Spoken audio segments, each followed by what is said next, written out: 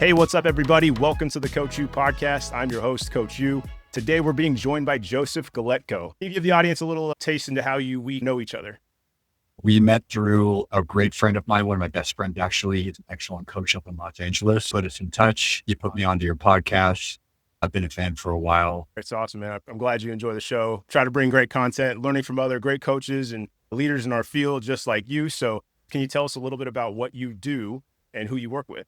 So I own TKO Athletic Performance down in San Diego. We're a private speed training company that operates out of North County for the most part. And we specialize in baseball athletes for the most part, soccer athletes, and ACL reconditioning. So it's kind of our three niches, I guess you could say. The one thing that when I was reading what you wrote down on some of the questions that I gave you was being a psychotherapist. I wanted to hear a little bit about that because I think there's such an unspoken truth to psychology, mental performance, and working with athletes. Yeah, it's definitely a form of or foundational principles as a coach. And there's like a Venn diagram, therapy and coaching. There's a ton of overlap. And I was a coach for such a long time, traditional strength conditioning coach in the college sector.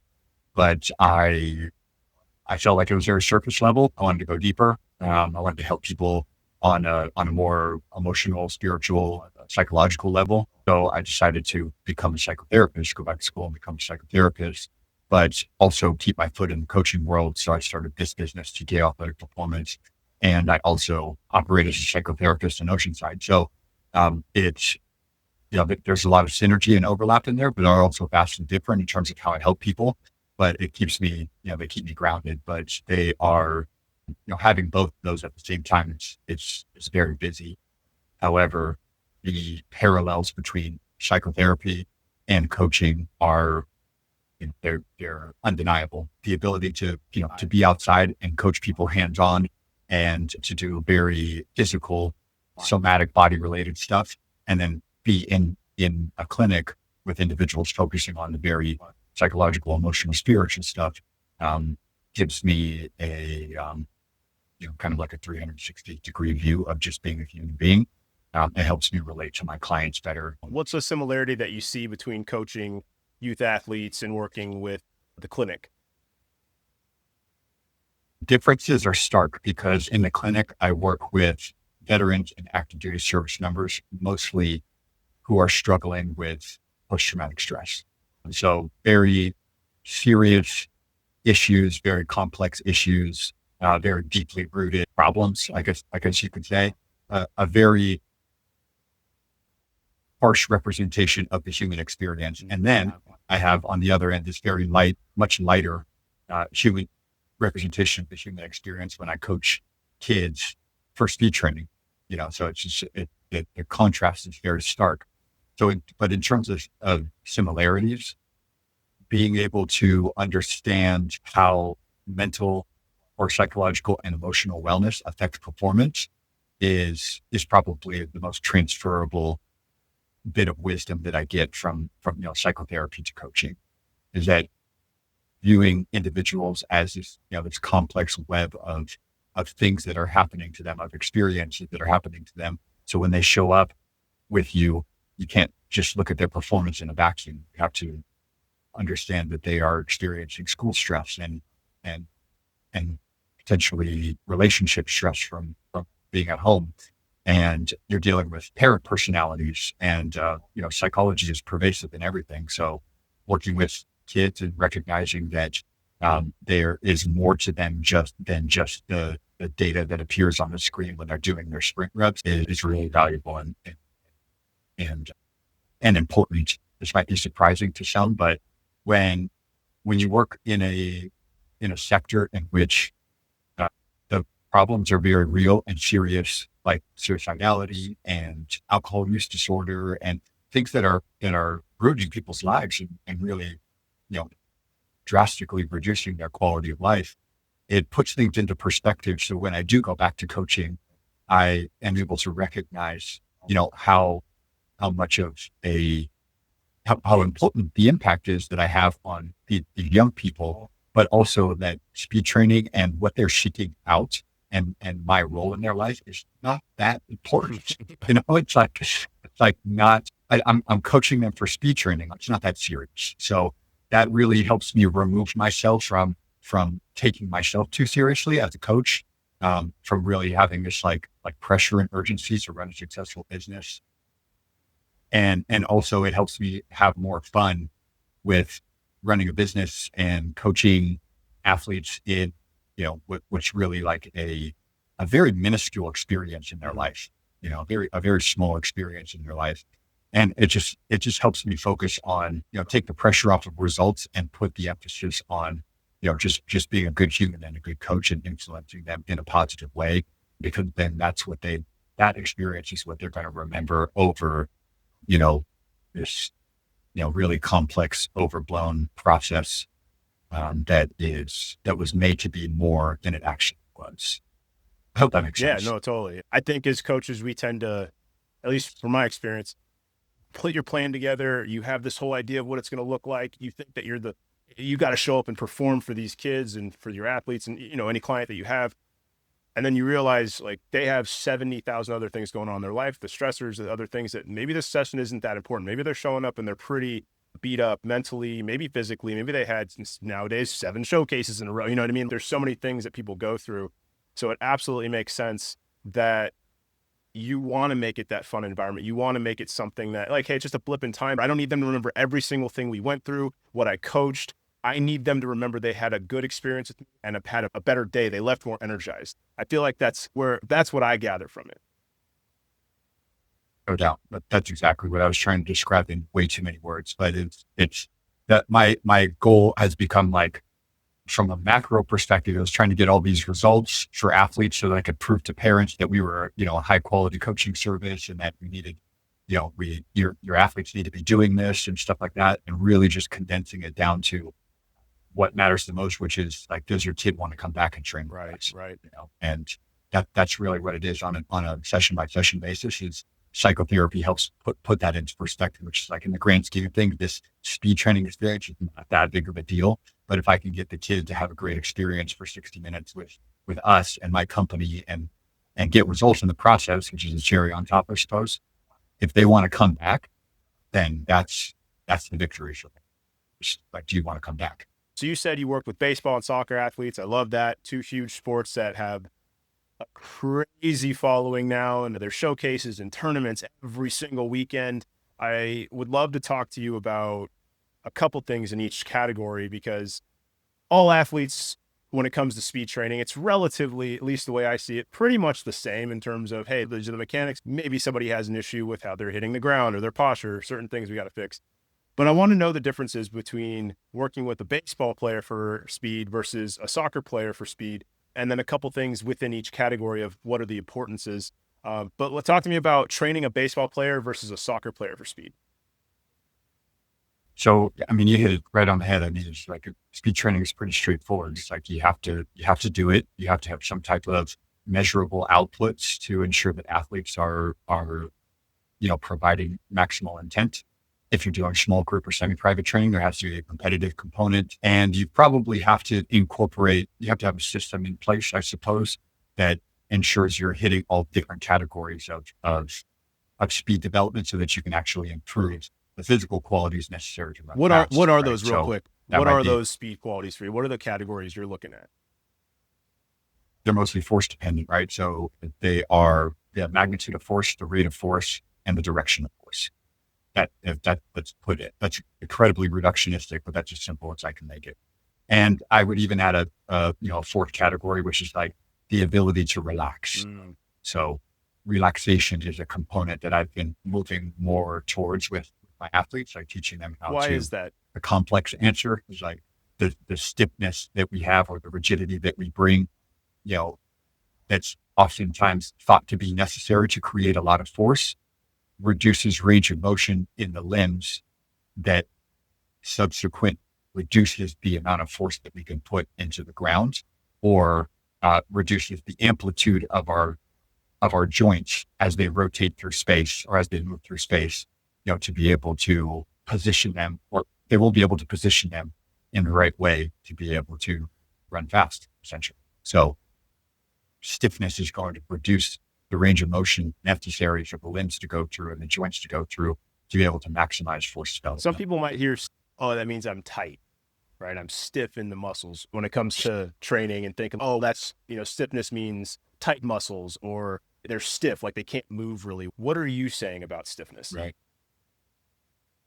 I think stiffness is necessary when you are talking about interaction with the ground, because you want, minimal joint deformation when your foot hits the ground, for example. However, when your limbs are not on the ground, which is a major component of sprinting, because with sprinting, we're spending a very, very short amount of time on the ground and a lot of time in the air when we're at certain points of the sprint. We have to be able to relax in a way that allows us to reposition our limbs so that we can put the maximum amount of force at the maximum rate of force into the ground to continue to propel us forward.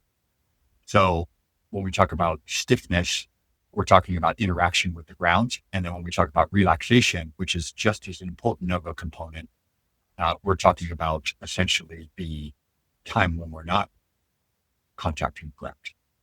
So yes, I mean, I think it could be mistaken that, stiffness or rigidity or tight pertains to tight muscles, but I would more so say that the nervous system and the athlete overall, their inability to relax so they can position their limbs in the right way to contact the ground with maximum stiffness. Love that. Yeah, I often use the term smooth violence. I feel like when you're running, you have to have a relaxed state in order to kind of whip and snap. That's like, I like to use those terms. We spend so much time in the air, not that much time on the ground, and we have to find that flow in that state when we're running. I want to dive more into that. The coordination, the rhythm, the timing, the stiffness, the relaxed state. How do you see all of that formulating together to improve our speed, to improve our mechanics? I like to frame it from the perspective of like, okay, what am I looking at in terms of like my coaching eye and then my coaching cues? Because it's a very hard concept to explain to athletes. But what I typically use is tactile feedback for the athletes. So, for example, if an athlete is exhibiting a certain, technique while they're doing a sprint rep, then I'll have them stop and I'll put them in the position that they are showing me when they're doing their sprint rep without coaching, for example. And when they do that, if I try to move their limb through a range of motion, usually they resist me, so it's kind of like if I take a knee and I have them stand right next to me and I'm like, all right, lift your leg up. And they lift one leg up as if they're, kind of in that maximal speed upright sprinting posture. And then I try to move their leg through a range of motion and they resist me. They kind of, their leg is very stiff and like pushing back against me. It's kind of like lifting weights. That makes sense. So that even just having that tactile feedback of a coach moving their leg, their limb, their femur, or their hip, or their ankle through a range of motion as they're stationary helps reinforce the concept of relaxation when they're not contacting the ground. Now, when we're contacting the ground, absolutely, I coach that as well, which is like, I want your foot in this position right here. I use, auditory feedback as well. So I want to hear some thumps, for example. I want to hear you thump the turf. But it's more so pertaining to using certain coaching cues and tactile feedback to get the result that I want, rather than explaining to them in a very complex way that you need to be relaxed while you're in the air. So another example might be like their facial stiffness, for example. So because we have fascia that runs throughout our whole entire body, if our face is scrunched up and we're grimacing while we're sprinting, I notice that with the athletes and I tell them to relax their face. I want to see your eyelids flop, or I want to see your cheeks go up and down when you're sprinting. And I want you to pull your shoulders down away from gently away from your ears. And that hopefully creates some like downstream relaxation rather than the stiffness that starts from the eyebrows or, the forehead, because you're scrunching everything up and then travels its way down. Yeah, it's funny you talked about the fascial part of this, because I think it's fascinating, and it definitely changed the way that I started coaching and teaching people. And just thinking about training in general, it is an interesting thing, because I view it as a bed sheet. When you're making the bed, you got to go to the one corner and then you pull it to this side. It's got tighter on this side. Okay, but no, now I'm short on this side, but I'm long on this side. I feel like the fascial, it's a really easy way to describe fascial linings, fascial slings, and how adhesions and more scarring of the tissue in certain areas of the body can create tensions and hold us and pull us. So you're saying, hey, if I'm scrunching up at the face, I'm not relaxed up here. There's probably tension going on somewhere else in the body that could be shortening our stride, maybe shortening our arm drive, maybe counter turning us a little bit out of direction. How do you see it? Definitely. I think that's in the same vein. And I mean, as you were saying too, it'd be a disservice for us not to consider fascia and the total integrated system of, of movement and coordination and just the athlete in general. But it's also reductionistic if we just focus on fascia, right? Like there's so many different, systems to be able to, that we can improve performance in for the athlete. But we have to consider it for sure. And, from top to bottom, I think it also underlies the importance of the nervous system state going into sprinting. So it's important for me to always start the session with not just, spinal mobility or specific drills to, facilitate movement, rotation, side bending, flexion, extension in the spine and pelvis, but also to incorporate breathing in there as well. So, breathing is the cheapest thing that we have to be able to shift our nervous system state. We can hopefully shift our nervous system or excuse me, at least, train our nervous system with breathing and drills that facilitate movement throughout the spine. We can hopefully unlock some of that extra relaxation and extra joint range of motion when we're required to use it during an extremely intense and nervous system demanding activity, sprinting. Let's talk more about that. The nervous system when sprinting. And I love that you wrote that in there. I was like, I can't wait to ask you about this. So what role does the nervous system play into sprinting? Everything from a performance standpoint, from high performance standpoint, the ability to access high levels of performance is going to be dependent upon the nervous system's ability to coordinate movement at coordinate force and velocity. All of that originates in the nervous system. Sprint training or performance training in general as a function of nervous system development and nervous system state, and then applied interventions or interventions that are designed to modulate the nervous system is how I like to view, or how we should view, sprint training, rather than, like we talked about earlier, these siloed systems or these different systems like the muscular system, the joints, and the fascia, for example. It's all, nervous system. It's all, sprinting well is all a representation of nervous system activity, because the athletic endeavor that requires the highest forces, the highest velocities, and arguably the highest level of coordination to be able to, take all of those systems and synergize them for a great sprint route. Hopefully shifts our mindset to view training as not just this manipulation of joints and muscles, but it's a brain central activity. How has that view helped you teach and coach better when it comes to sprint training? Yeah, that's a great question. I think firstly, from a foundational standpoint, it helps me respect how fickle and how sensitive the nervous system is, not just to fatigue, but all types of external perturbations. So nutrition, sleep, hydration status, psychosocial stress, pain, et cetera. All of these things influence nervous system state, nervous system readiness, and nervous system output. I noticed this when you start training a lot of kids just in speed, and you realize, how fickle and how volatile their performance is on a session to session basis. So I just got curious. I was like, okay, well, why would athletes go through this pattern of, they'd start working with me, they would see huge improvements in their speed in a very short amount of time, and then they would plateau for a while, and then they would kind of zigzag for a while, and then they would stop working with me after a package was done, or they would go through their season or whatever it might be, not do any sprint training for a long period of time, and then come back to me and hit a massive PR. And when you have all these external factors on the nervous system, you're not going to, it's not like lifting weights in which you could add 2.5 pounds to the bar on an exercise almost every single time that you come into the weight room and do a particular exercise. Speed training just doesn't work that way because of of how important the nervous system is in executing fast running.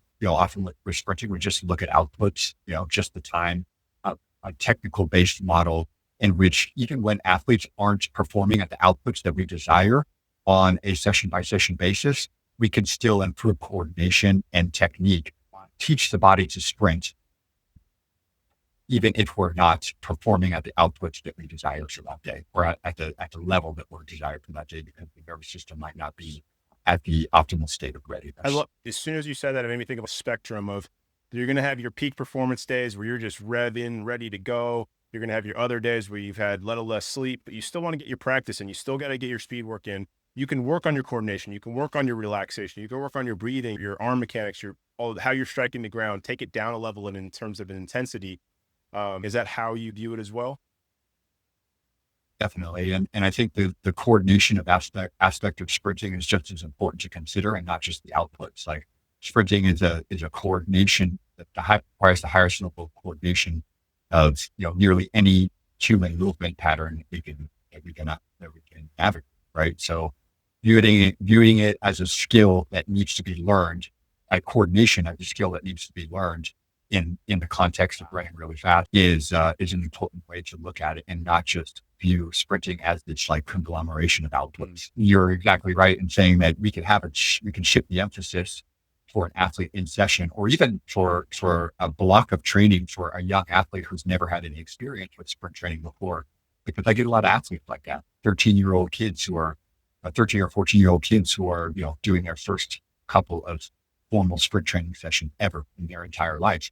It's obvious that they're not going to be great sprinters, and they're not going to pick up techniques very quickly. But it's up to me to teach them the skill of sprinting. From that perspective, changes my coaching approach a lot. Or has changed my coaching approach a lot, because before it was like, we're going to do these three things in session, and we're only focused on outputs, and we're only focused on the first two things that I told you earlier. It's like magnitude of force and rate of force. If we can improve those two things, then it's likely, yes, that you will get faster.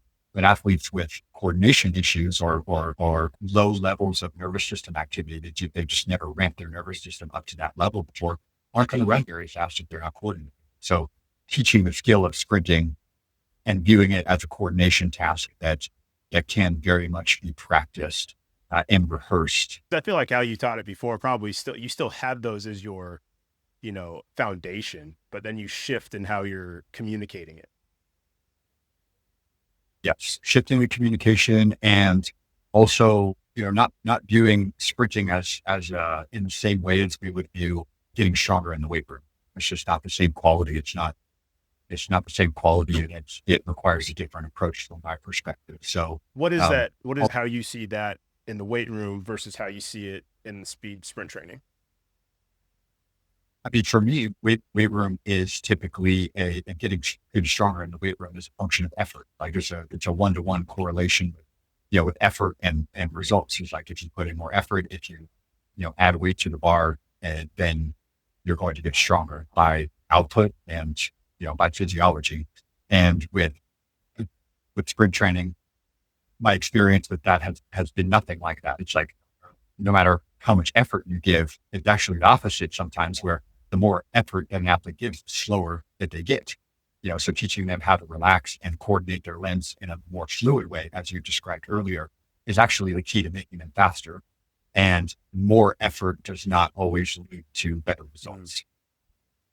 And because their outputs, from a timing standpoint, on a session to session basis or throughout a block of sessions, is so dependent upon nervous system readiness, if you will, nervous system state, then progression may look a little less linear than it would in the weight room, or it won't look linear at all sometimes. As I said, I've had a pattern of athletes getting results with athletes that they kind of look similar for, I would say, 50-60% of the population that we work with.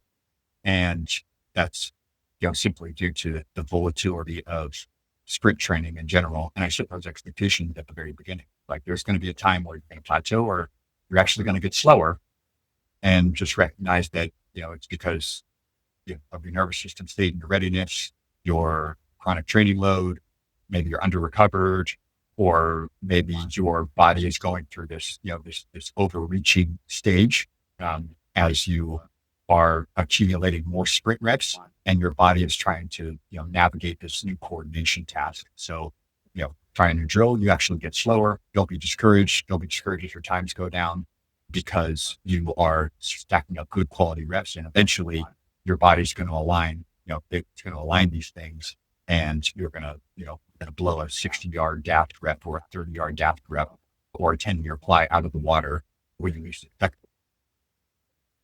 Is there a magic pill for getting faster? You had to say, if I were to have, I have half a capsule here, half a capsule here, I'm going to put my ingredients in here, put it there, and I'm going to hand it out to the masses. What is it? What's in there? I would say once you start, never stop. Once you start speed training, and I'm not talking about like, after practice running as fast as possible, getting a couple of reps faster. I'm talking about like dedicated speed training, right? Like where you block it out in your training week, and you're doing the specific things that are necessary to improve those three components that we talked about earlier. Once you start, never stop. So it needs to be an integral part. It needs to be an included part and an integral part of, particularly with baseball and soccer athletes, their training week, every week till the end of time. And frequency, how much are we talking here? I know it's all caseload dependent. It's, everyone's different with the context of, I got 6 games this week and I have 2 practices and I got finals coming up, right? So for our high school kids, and there's a lot to manage there. But in an ideal world, what are we getting in frequency wise? In an ideal world, 2x per week. That's what I tell most of my parents. I feel like that's the sweet spot. And this is also considering that, the type of kids that I work with, they're in club sports, high school sports, they're rotating between club sports and high school sports all year long. So if they're asking me like, okay, considering all of these variables that we have, and not just those variables, but like parents having to drive them to training or them having to drive themselves to training, they have finals and girlfriends, boyfriends, and all this other stuff that is, making it difficult for them to show up to training on a consistent basis. Obviously, I say that 2x per week is the optimal frequency for the end of time. Like I said, once you start, never stop, establish your frequency, 2x per week until the end of time, and then maintain that consistency for as long as you can. If you have to go down to 1x per week, then that's sufficient as well. And ensuring that they're sprinting in an environment that is conducive to giving maximal intent and effort with each rep. I think that's describe that to me a little more. What does that look like for you? It looks like having small group sessions in which we have athletes of similar skill and speed compete against each other. Is timing all of our sprints. So we have a significant portion of our session dedicated to time sprints, which is like, that's nothing new or revolutionary, but we have to track our data and we have to make sure that you're getting faster. And it also provides them with a second coach. The timer provides the second coaching cue, if you will, to see if those interventions that we applied are working consistently. So timing sprints, having, competition and also, fun is, I think that should be bold there too, is that sprint training should be fun. It's like, it shouldn't be overly technical and it shouldn't be, so serious, in which athletes are hung up on the times that they get, every single rep that they do. It should be fun. Let athletes be athletes, let them compete against each other. So we're going back to like the magic pill thing. At the very beginning of their sprint journey, get a coach who provides you with feedback, with different types of feedback from the environment to help you get into the position that you need to.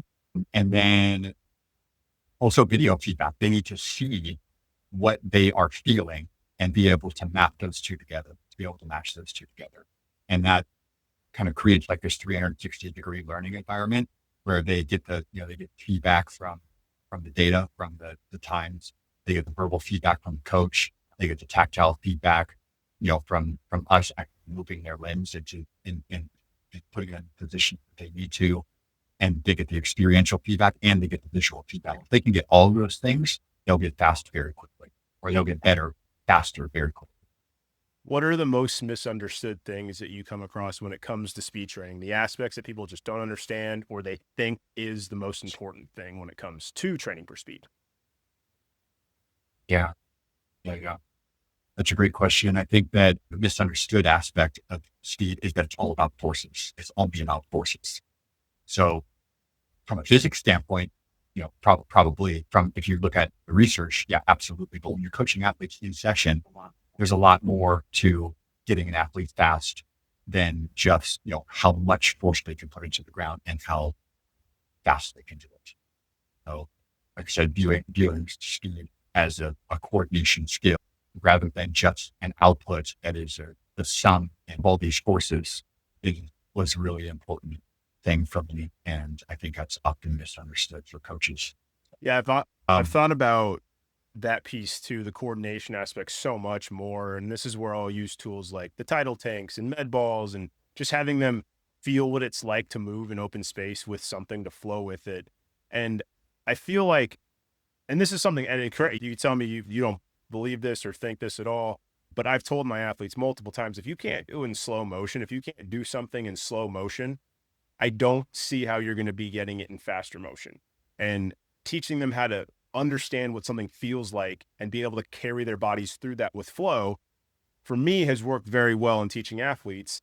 How do you see that? I think that the slow to fast concept is a way for them to create the neural networks to be able to move their joints and limbs through, the ranges of motion. If you give athletes a task to do and you give them a task to do with constraints and you allow them to fill in the gaps, uh, they will be able to coordinate at faster and faster speeds once they get more reps. So it's less a function of like slow to fast than it is about they have not had the reps to be able to coordinate their limbs at that rate or at that range of motion, um, because they're just not coordinated enough to do it yet.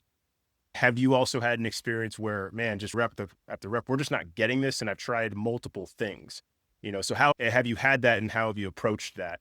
So on both ends of the spectrum there. The more repetition that we get with more variability, the more likely that the athlete will be able to fill in the gaps and find the right technical strategies for them via timing and rhythm and relaxation to be able to get the successful outcome. And yeah, absolutely. I mean, there's plenty of athletes that I've worked with that are just, that require a significant amount of time and training to be able to coordinate their limbs in like the technical models that we're looking for. But I also think it's important for us to, when we're dealing with athletes like that, to kind of toss those technical models aside for a second and help the athlete find strategies that just help them run faster.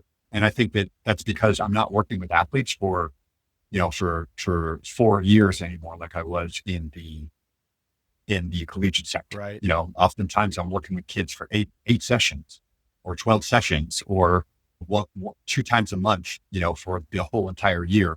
So massive technical improvements, they're not going to meet the technical model oftentimes that we have envisioned as coaches in our head. And that's okay. They have to find the right strategies for them. There's some KPIs and some things that we're looking for sure.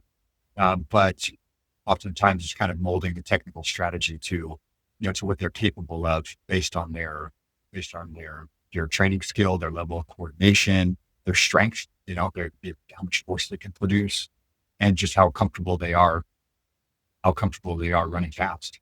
As a coach, it's tough because with the amount of sports that these kids are playing and the amount of club teams and high school teams, and they're in and out of tournaments and games and practices, I mean, it is a lot.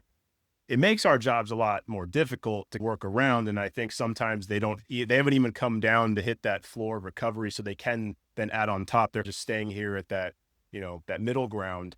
As a coach, how have you approached that? What are some strategies that have worked for you in order to still get the best out of your clients when you're working on speed work? I'll answer that question in a couple of ways. The first one is that understanding that, club, high school, and all these other obligations outside of speed training take precedence, and they're going to be ever present all year long is important. And it's ubiquitous now. So it's like, we shouldn't even be operating with this utopian ideal of like athletes are going to not have any fatigue when they come to work with us. They're going to always make times for this in their training. we could do this perfect like high-low training model or whatever, that we have that we think is best in our mind.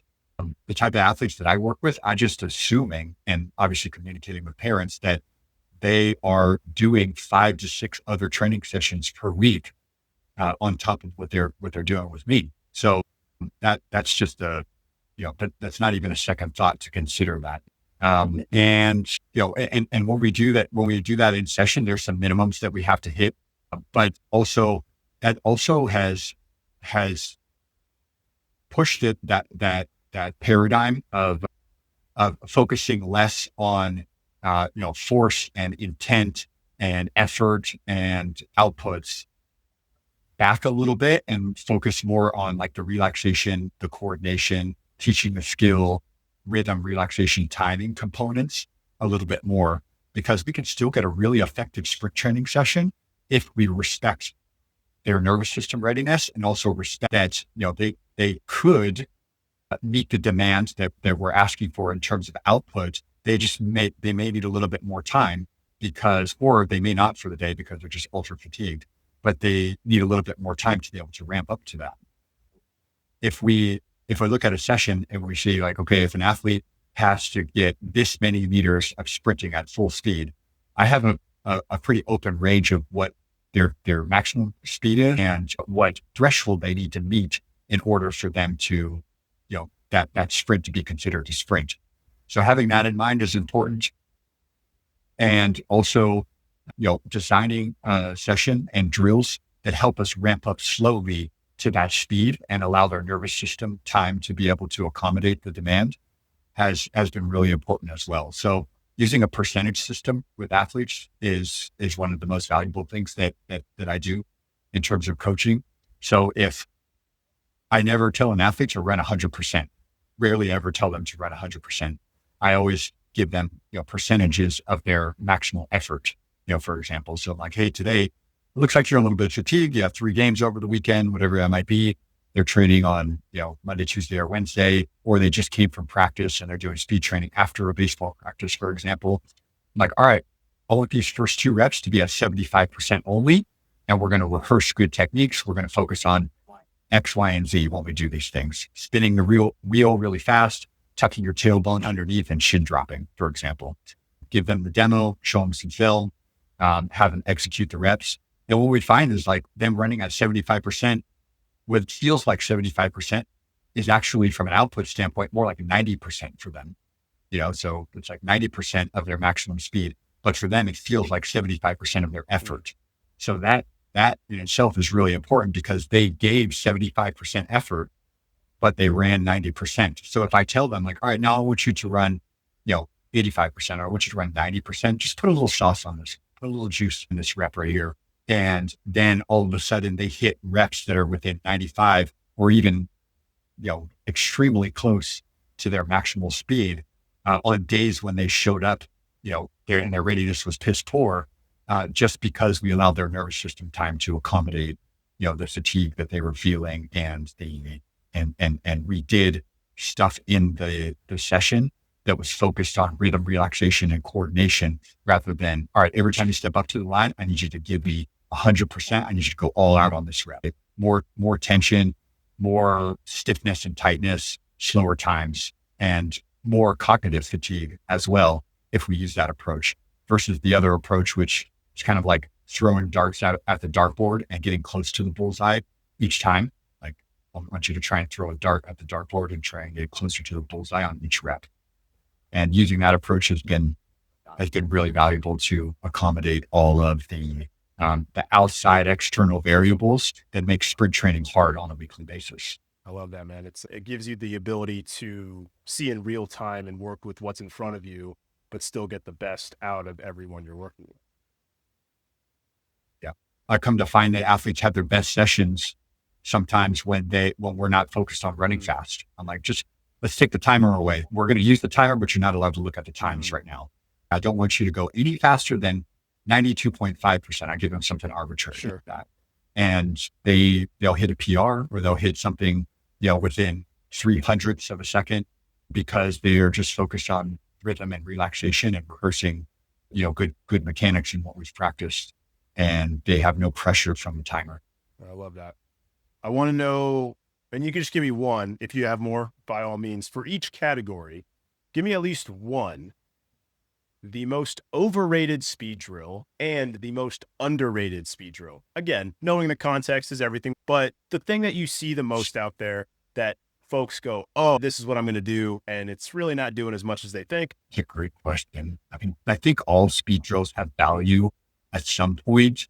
I'm not a big fan of the, like the A skip series and things like that. I think it could be a good dynamic mobility exercise. And it's probably good for, discoordinated athletes or athletes with low levels of coordination to learn where to put their limbs. From a force and a velocity standpoint, they don't allow the athlete to experience the forces, the magnitude of force or the rate of force necessary to run fast. And from that third category is like knowing where to put your limbs. I think it could have value, but I think there's other drills that are better. So we don't use those very much in our programming. And I think that they're valued a lot because of the track community and because really, really high level track athletes still use them. And I think that's a testament to like the basics are valuable for a reason. So even athletes that run extraordinarily fast still do the basics.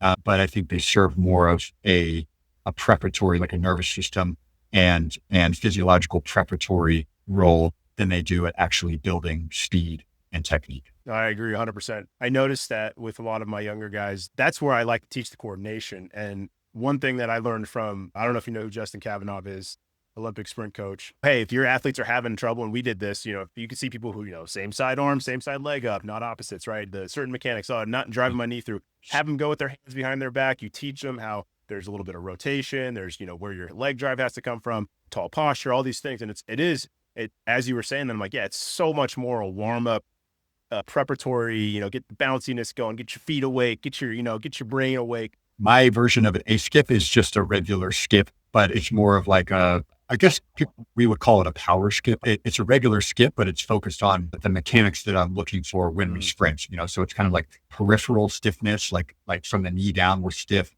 everywhere else is relaxed. And then we can vary the speed and amplitude of those, like more height and more distance and turn them into like, true plyometrics, or we can turn them into like force output exercises. But I just think just a regular skip, not an A skip necessarily, but a regular skip is more versatile and more transferable for the athletes that we have. And I love what you said about that. That's a constraint too, that we often undervalue, is taking away limbs in order for athletes to feel their absence and then trying to navigate the task without those limbs and then adding those limbs back in. And oftentimes you could see things iron out and smooth out because you made the coordination task so difficult and apparent without it. We do a lot of stick work. We do a lot of no arms work. I went through a phase where we did a lot of like one arm sprinting and things like that. So a lot of things where like if an athlete was struggling with arm action, for example, I never really give arm action cues. I just take limbs away. I'm like, all right, well, if you're struggling with arm action, you don't get your arms, put your arms away, and then, all right, I want you to coordinate this task now. And they're like, okay, I feel how valuable having a good arm action is now that I don't have them. So then when I take the stick away or I give them their arms back, I'm like, all right, now, coordinate the task at X percentage. I want this one at 90% or whatever it might be. You just kind of automatically see them use a different strategy to improve their own technique. It's a little bit more autonomous and a little bit more constraints based. When you said it too earlier that, each athlete learns so differently, and sometimes maybe a word means one thing to an athlete, whereas to another athlete A, it's, hey, this means X, and to this athlete B, it means Y. I feel like it's a strategy to figure out the drills that you're using. Like you're saying, I'm going to take away some limbs. And if the athlete responds well to it, it's like, I'm going to keep using that. If they don't, then we need to figure out something else. But it is really not a guessing game. It's educated guessing. That's the way I view it when I'm working with people in person. It's, hey, oh, okay, this isn't working for you. We need to try this tactic instead. Then, all right, how about we freeze frame this? Now let's go slow. Now let's speed it up a little bit more. And I'll do the same thing for med ball tosses, for instance. I've worked with a lot of baseball. I still work with a lot of baseball players, but you're a righty or a lefty for the most part. Sometimes you got those ambidextrous switch hitters, and good for them. Wish I could do it. But and when I turn to a lefty and I talk to my righties who are trying to throw lefties, it's like a brand new deer, baby deer walking through the snow. They're all over the place. I'm like, slow it down. Do small motions first, figure out what it feels like here, speed it up a little bit, get bigger, and then go. And so I do love that thought of everyone learns differently. Not all drills are bad. Not all drills are good. We have to figure out what works for the person. And there's a time and a place for everything. That's how I view exercise and training and drills. I like asking the underrated, overrated, just because we see all the wickets and speed ladders and all these things that we see, like you said, high level track folk doing, but it's different, I think, personally, for an athlete who's playing soccer, who's playing baseball, it's not just linear. There's so many other aspects to it. What do you think about that concept or that thought? Exercises are just exercises. We judge them as good or bad, but they're all contextual, and they all can be useful in certain scenarios for certain athletes, and for certain coaches too. Some coaches might take those exercises that I don't find value in and coach the shit out of them, and athletes get really good at those drills and just get really fast, or they make massive improvements in sprint technique and coordination because that coach is really good at applying those particular drills. And so it's coach dependent, it's athlete dependent. I also view it as like, if I have a 60-minute session with an athlete, it's like there is an element of what's going to create a positive ripple effect into other drills or to other parts of the session. So I don't want to do drills just to do drills. I'd rather do fewer drills, actually. And I'd rather do fewer drills, but more of those drills with different variations of those drills, so that we can get an athlete exposed to more movement challenges and more coordination tasks that they have to navigate. They have to solve more problems. So like the skip, as I described first, is a great example. It's like we start out with a regular skip, focus on relaxation, and then we do a backward skip, and then we do a skip for distance, and then we do a skip for height, and then I tell them to gallop. They're all versions of skips, basically, but they're all different movement tasks that are designed to elicit a certain reaction from the athlete and help them solve movement problems that are hopefully going to transfer into better speed, better sprinting. So we talked about it already. Athletes that you work with are very busy. They have crazy schedules, and that doesn't include school. So they're all on extracurricular activities, life, personal relationships, and then there really isn't an in-season, off-season anymore. It's just non-existent in almost every sport. And it makes it difficult. And you talked about earlier, hey, the magic pill is once you start, don't stop. So in this very busy schedule, how do we regulate our training? What do you require out of your athletes that train with you for frequency, intensity? We use a spectrum, like a min and a max. So I tell all parents, I'm like, you're not going to get anything out of this if you train infrequently. So, if you show up for every other week, once every other week, for example. So I tell all of my parents and all my athletes, I'm like, your minimum exposure to speed training should be one speed training session every 10 days. That's a maintenance dosage. So 3 sessions in a 30-day period, or 1 session every 10 days, approximately. That's like bare minimum. Once you start, you never stop. And optimal is 2 sessions every 7 to 10 days, essentially. That's what I tell them.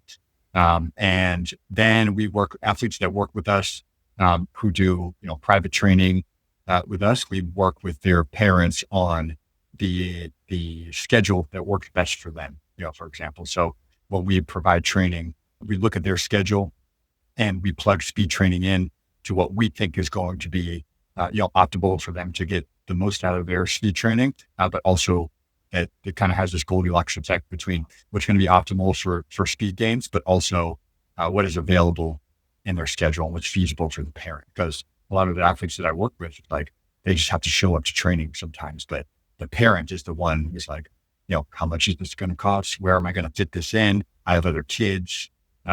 How many times per week do they need this? There's a financial component to that. There's all these different things. And oftentimes it's convincing the parent that that, the consistency desire in this is feasible for them. But I really just center my model around, most of the time it's parents just being like, how much should we come? What is going to make our money go the furthest? Where are we going to get results from? Like, okay, if you want to experience results in this amount of time, you need to work with us for this many sessions, and you need to work with us at this rhythm, which for us, the bare minimum is like 8 to 12 sessions. That's where we can guarantee results. I get results with most of our athletes in as little as 6 sessions, but that's if they're doing a rhythm or a tempo that's, 2x per week typically, or 2 sessions every 10 days. And then they can always hop into small group or semi-private sessions in between if they're not doing privates, or when they're not doing privates. And Baton's dosage is 3 sessions every 30 days. In terms of sessions, we still do the same stuff in there. We're trying to get them a nice hefty sprint dosage or sprint. Yeah, a nice hefty sprint training session. ACL rehabilitation, return to play. It's really important that we hit certain markers from a coaching standpoint. What are the things that you're looking for an athlete to return to play after an injury? And I'm talking like fully returning, because people return way too soon. Yes, most definitely. And that's a great question, and often one that I don't get from parents and athletes. So hopefully if any parents or athletes are listening to your podcast, then this gives them like a little bit more of a concrete framework. But if we're looking at the qualities that they need change of direction, ability, and exposure. They need top speed, exposure. They need aerobic fitness. Those are like the 3 main things. And then of course they need tactical training. And I can't influence that, but I have an intervention for each one of those, for example. So if we have top speed exposure per week, we have 180 to 210 meters per session twice per week. They need 2 top speed exposures per week in the ramp up period, in that late stage ramp up period, to get back into game minutes or competition. So 180 to 210, if we are just rounding it off to 200 meters per session, 2 times per week, 400 meters of sprinting total in a weekly basis. Then we have our change of direction. Now, it's very difficult we have GPS devices that we give to our athletes who are in the ACL reconditioning protocol, but it's very difficult for us to manage or monitor change of directions in a closed environment like a speed training session, for example. So when we get to the agility component, this is just, I keep it simple. This is the ability to perform high intensity agility drills at full speed with no inhibition. Right. And that's inhibition from the perspective of like, I don't see any inhibition from my coaching eye. There's no fear or hesitation from their perspective. And there's no negative reaction after that session from the athlete. So there's no pain, there's no swelling. They handle the training volume well. The primary, rehabilitation technique that we use is linear speed training, but we always set aside probably 10 to 15 minutes of agility training in those sessions, either at the end or at the very beginning, so that we can get those change of direction exposures and build that perception action coupling back up, and reduce the inhibition for them to get back into, practice and competition scenarios. So like I said, I keep that one super simple. There's no like benchmark number that they need to get to. I just need to see that they're, getting stuck into agility drills at full speed with no inhibition and no negative reactions after that. That's 2 times a week as well. And then from an aerobic fitness standpoint, we use tempo running because it's easiest for us to track volume. And also it's easy for athletes to do outside of session if they're not working with us in person. I like to tell athletes, like, if you're going to pay for coaching, pay for somebody to do speed training and agility training with you. Don't pay for somebody to run conditioning with you, because they're just going to look at a stopwatch and tell you when to stop and start. And you don't want to pay for that. So they can do conditioning on their own, but I give them tempo running protocols, and I like 4,000 meters or 4,000 to 6,000 meters per week. So 2,000 to 3,000 meters per session at, anywhere from, it's usually around 70% of their maximum velocity. So obviously they're doing sprint training with us for a long period of time. I have an idea of what their maximal velocity is, whether that's in miles per hour or kilometers per hour or meters per second. And then I take 70% of that and I extrapolate it out to 50 meters or 100 meters, whatever the distance that they're running their tempos in. And then I tell them to run this protocol, this many meters at this speed. They should be running 100 meters in this time. They should be running 50 meters in this time. And you need to do it this many times. You give them an exact protocol 2 times per week as well. So essentially 2 linear speed sessions, 2 15-minute blocks of agility, high intensity agility, and 2 tempo running sessions in which they're hitting a certain amount of meterage at a certain speed.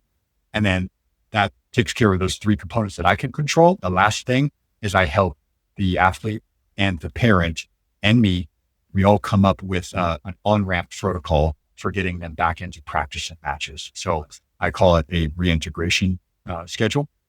So any athlete that works with us not only gets the performance training component, but they also get the consultation of like, all right, well, what are they going to, when are they going to get back into practice for how many minutes, how many times per week? And then we're going to work backwards from a 90-minute match essentially and fill in the gaps from when they're going to be reintegrated into practice and the on-ramp period to when they get reintegrated back into the games. Now, there's a big asterisk on that because every time I created a reintegration protocol, it was not followed to a T. So I would get, an athlete would start their reintegration protocol. Yeah, right. I get into give somebody a pristine reintegration protocol. I'm like, oh man, this is money. You guys are gonna do great. You're gonna do excellent. You're gonna be so fit. And then it's like, I practiced 2 times during the week, and then my coach had me play 35 minutes in the game all week. And I'm like, there's coaches have a ton of influence, parents have a ton of influence. Athletes they're eager to get back into competition scenarios. So once they feel good, even if their training load is not established, once they feel good, they're like, all right, I can just play. So, it doesn't always work out the way that we want it, but we do check the box. We do take care of that. There's just a lot of variables that we can't control. You are correct on that. Man, that's so many times with programs being written. It's a team effort though. It really is. It's the coach, it's the athlete, it's the parents, it's another coach to understand these things as well. So it depends on who's in their circle. And if it's not being done, well, there's only so much we can do as coaches. It is educating the parents, and you've talked about that. You've talked about educating the athletes, and I love everything, in the process. I hope other people and other coaches and parents are picking up things as they listen to this as well. One last thing, I just want to talk about recovery. You talked about the nervous system. You talked about sleep and nutrition and all these things. Recovery is something that we need to have as well, so that way athletes can actually perform. So I would like to talk lastly here on recovery and speed and why recovery is so important in order for us to improve our speed. Yeah. So because speed is a function of the nervous system and the nervous system is affected by so many other things outside of training, this is the way I explain it to parents. It's like all these things from the external environment and internally affect our nervous system readiness and our ability to perform. Because there's so many systems involved and it's really complex. Speed in particular is very sensitive to, external factors, fatigue, all this other training load that we have, psychosocial stress, poor levels of hydration, sleep, screen time, all these cognitive state, right? All these other things. What I tell parents is like, okay, if you feel like their performance is if they're drastically underperforming for a long period of time, the first thing to do is do less. Start to eliminate things. And then once you eliminate things and you see their performance start to improve a little bit, and you start to see them like climb up out of the dark hole of fatigue and underperformance, then you can start adding things back in slowly to see what their capacity and capability is. And most of the time when athletes just take a break and do less, take a couple of days off of extra training, or reduce, their workload in school, or just go on winter break, whatever it might be, they see dramatic improvements in performance, not just in speed, but elsewhere, because all this accumulated fatigue is allowed to dissipate, and all of the skills that they've been practicing for such a long period of time are actually able to like settle and set. Does that make sense? Yeah, absolutely it does. Joseph, this has been awesome. I got so much information. I love learning from other coaches, seeing how they think about things, because it helps me understand, oh, that's something else I can add to my toolbox, or how I can explain something to a parent or an athlete. So thank you so much for sharing your knowledge with me, with the audience. if people would like to reach out, maybe they're in the San Diego, Carlsbad, Oceanside area, and they're able to meet up with you and to get some work in or even online, how can they get a hold of you? And so they can go to TKO Athletic Performance.com. There's a contact page on there. Just fill out a contact form. And I'll also give, my YouTube page, my Instagram page, and we have a customer service line in which people who are interested in scheduling a free speed assessment or just asking us questions about speed, they can contact us directly. Awesome. So, I'll put all of your contact information. I'll put it in the show notes so people can click on it. Thank you, brother. I appreciate it. Pleasure and an honor. Thank you, Joseph. We'll talk to you, man.